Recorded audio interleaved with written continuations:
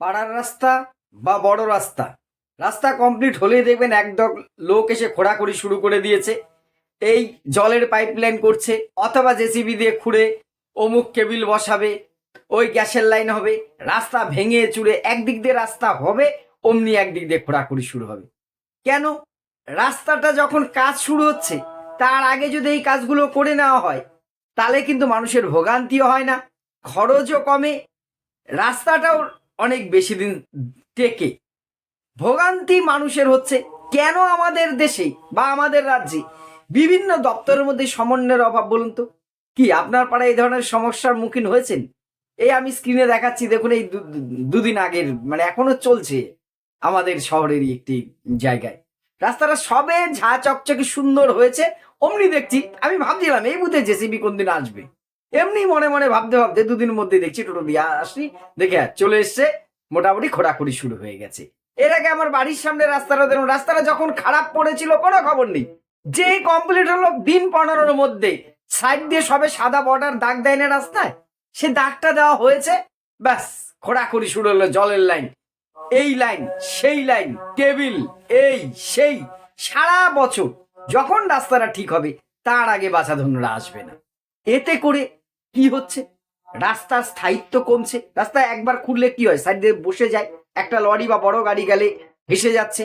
যখন এই খোঁড়াখুড়ির কাজটা হচ্ছে, একবার রাস্তা ঠিক করার সময় মানুষের যানজট হচ্ছে, অসুবিধা হচ্ছে, আবার এই খোঁড়াখুড়ির সময় যানজট হচ্ছে, খরচ বাড়ছে। এই কাজগুলো তো এমনি এমনি হচ্ছে না, সরকারি টাকা, মানে কার টাকা?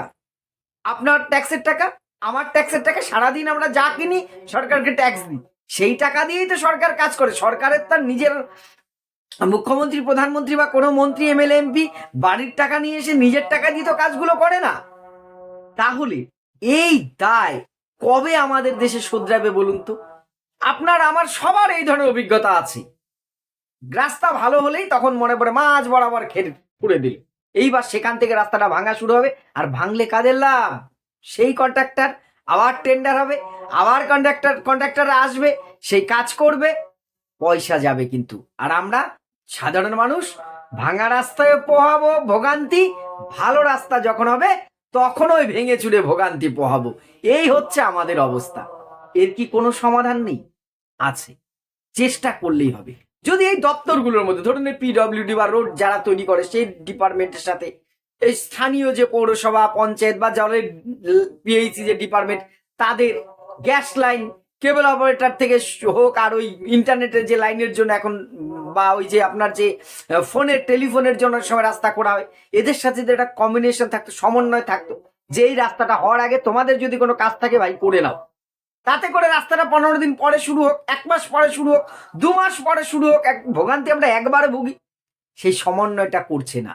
কোথাও কি অন্য কোনো ইস্যু আছে? আপনাদের কি মনে হয় এটা কি কাকতালীয়? রাস্তা ভালো হলে খোঁড়ার কথা মনে পড়ে, যানজট বাড়ছে, দুর্ঘটনা বাড়ছে হামেশাই। আমাদের দেশে তো রাস্তা দুরকম হয়, এক কি আন্ডার কনস্ট্রাকশন আর আন্ডার রিপেয়ারিং, হয় রাস্তা তৈরি হচ্ছে নয় রাস্তা মেরামত হচ্ছে। সুস্থ রাস্তা আমরা দেখি না এমনিতেই। এইটা নিয়ে আমাদের আওয়াজ তোলার কি সময় আসেনি? যখনই এলাকার রাস্তা হোক, আসলে আমরাও আমাদের সাধ্য অনুযায়ী চেষ্টা করি, সেই যিনি কন্ট্রাক্টর আছেন তার সাথে কথা বলি যে আপনি দেখুন এখানে খোঁড়াখুড়ির যদি কাজ থাকে সেগুলো আগে করে নিন ভাই, তারপরে রাস্তার কাজটা শুরু করুন।